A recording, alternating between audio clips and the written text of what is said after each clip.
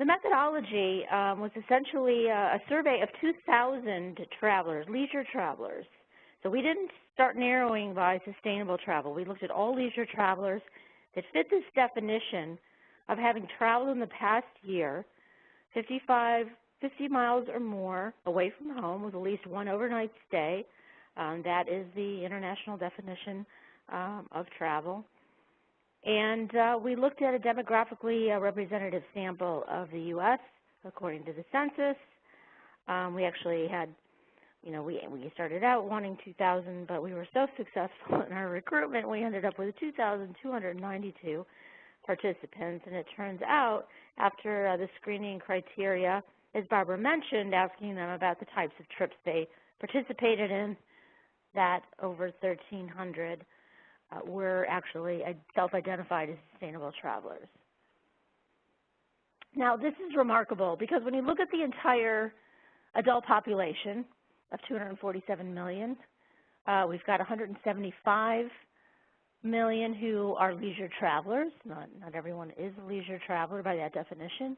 And among those 175 million, we've got 60% who have self-identified as a sustainable traveler, huge proportion of the overall leisure market. Now, even more remarkable, because we do studies like this all the time, we've looked at a variety of niche markets like culinary travelers, cultural travelers, African-American travelers, and so on. We always ask about the role that different factors play in overall trip choice. We call it a driver analysis. And in this study, we found that 53% of sustainable travelers say that it was the sustainable practices at the destination that was either a key reason they chose to take the trip, or it helped them choose between potential destinations. So that's very insightful for all of you who are trying to make the case to market to this segment. That 53% are making decisions based on sustainable practices. And they're also willing to purchase from companies and destinations that offer each of these types of benefits. So, you'll get the slides as a result of your participation today, but let me just go through a few of these. Essentially, 57% of sustainable travelers say that they're likely to purchase from a company or destination that offers travelers experiences that reflect the unique character of that destination.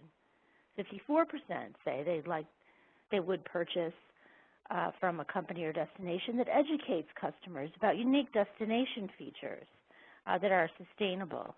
And a favorite of mine when it comes to supporting the local, the local labor market, 45% say they will purchase from a company or destination that pays fair wages to the workers in the industry, even if those wages, are higher than average.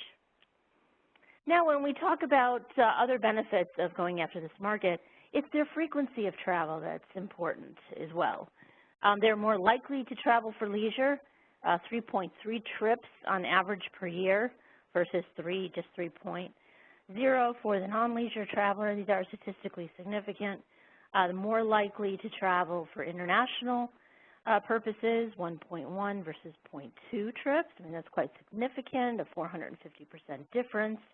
And more likely to be business travelers, 1.4 trips versus 0.6 trips on average each year.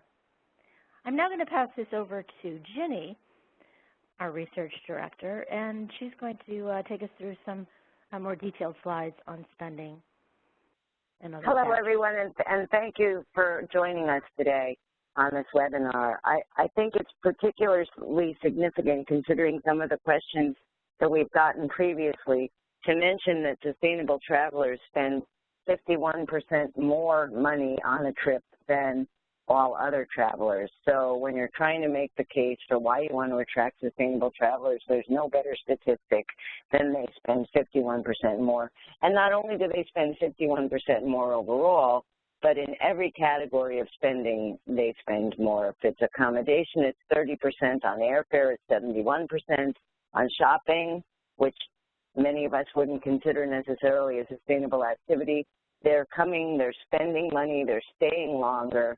And this is a very important statistic to understanding why you want to attract a sustainable traveler, 146% higher than the general leisure traveler, 32% more on dining, on recreation and entertainment, almost 30% more, parking and transportation, almost 50% more, groceries and rental cars. So you end up with a number which is 51% higher, $595 more per trip these people are spending than all other leisure travelers.